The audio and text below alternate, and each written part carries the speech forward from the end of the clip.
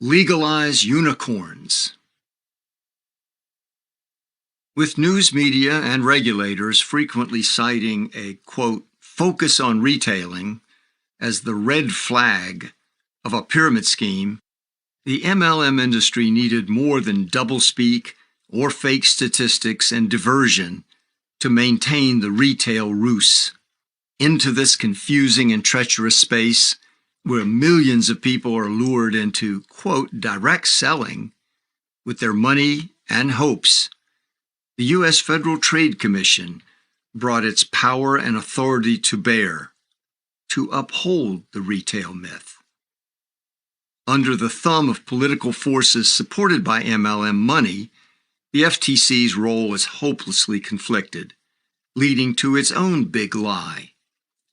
Decades of futile and frustrating effort by consumer activists and MLM victims to get the FTC to investigate MLM recalls Upton Sinclair's famous insight into systemic corruption. Quote, "It is difficult to get a man to understand something when his salary depends on his not understanding it."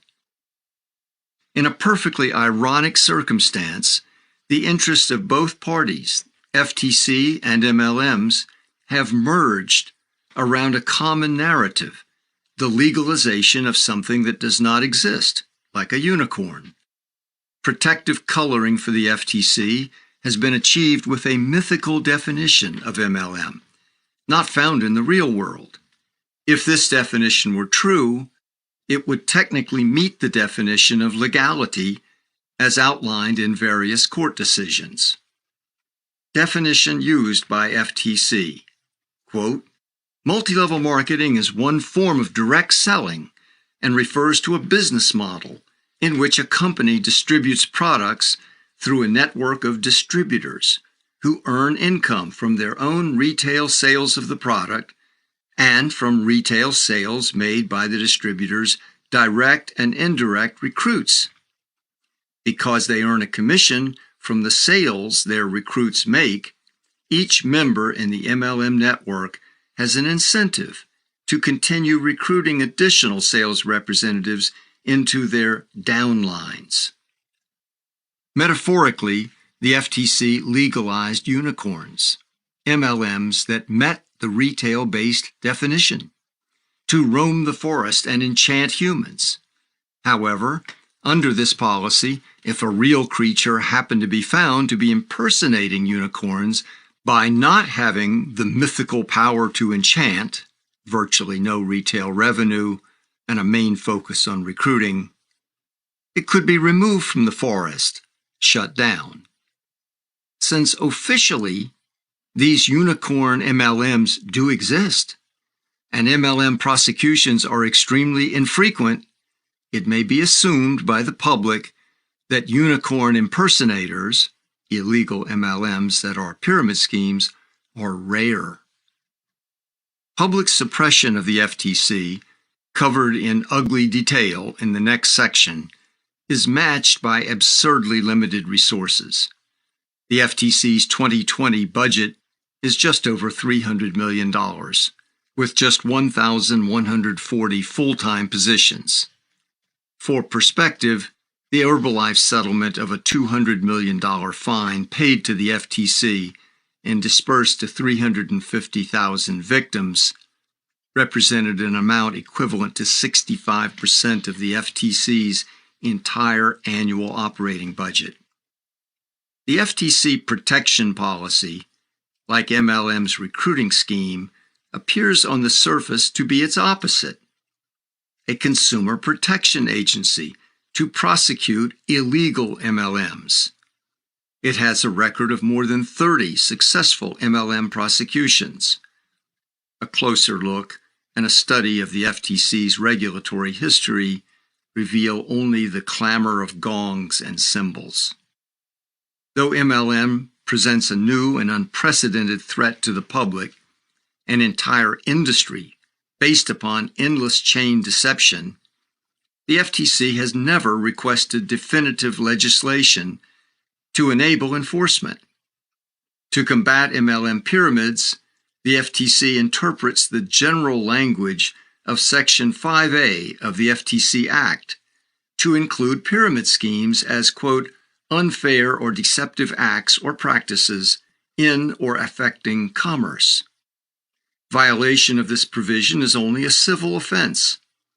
The Department of Justice, in collaboration with the FBI, the SEC, and the Postal Inspector's Service, could prosecute pyramid schemes criminally for fraud.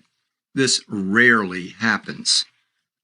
Some state statutes define pyramids or endless chains as felony violations, but those local laws, especially without FTC or SEC support, are almost never enforced. When the FTC does, on occasion, prosecute MLMs, it implicitly treats the companies as outliers, which prevents triggering a wider investigation to see if the mythical entity the FTC calls legitimate MLM really exists. No discovery of MLM fraud triggers an inquiry to assess whether the fabled model that is based on retail sales and provides a viable income opportunity for all recruits exists in the real world. Further upholding the mythical legitimate MLM, the FTC has never named or identified a single MLM that serves as a living specimen, an exemplar of a law-abiding, retail-based MLM. In this manner, the FTC could prosecute a few MLM schemes from time to time, less than one a year on average since 1980, that were found not to meet its definition, that is, were impersonating legitimate MLM. With the deftness George Orwell would appreciate, with each pyramid scheme prosecution of an MLM, the FTC affirmed that MLM is legitimate, and by implication, all the other MLMs uphold the retail-based model and are safe for consumers to invest their money and time in. It logically follows that anyone who points to the massive loss and dropout rates among recruits, or who questions if MLM really is retail-based, is, quote, anti-MLM.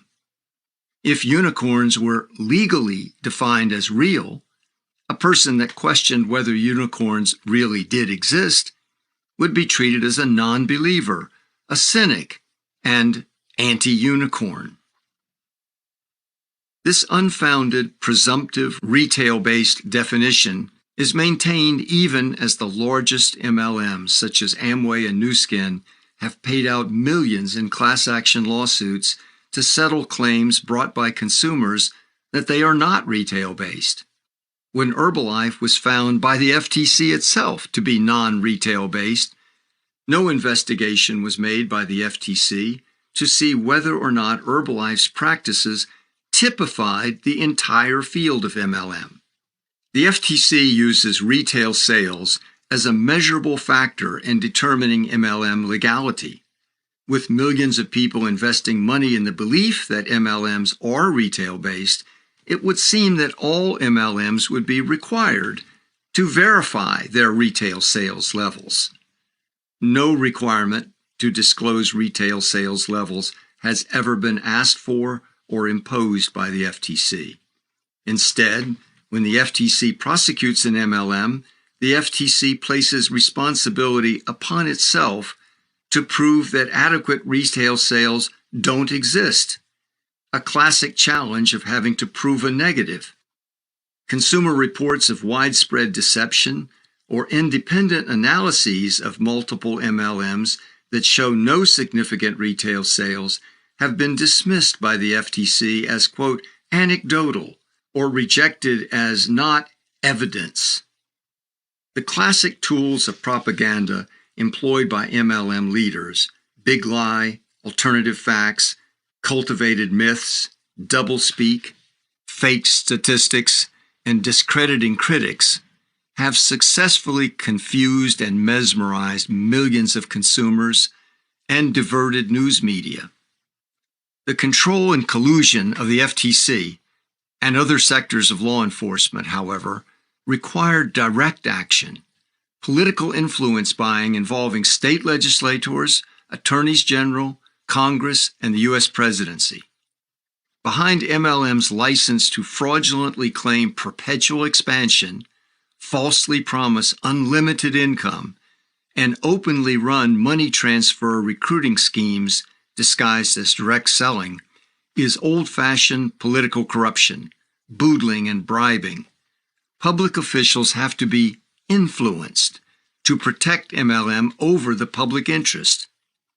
The story of Ponzinomics now enters the dark world of K Street lobbying, revolving doors between consumer protection agencies and pyramid schemes, and political fixes.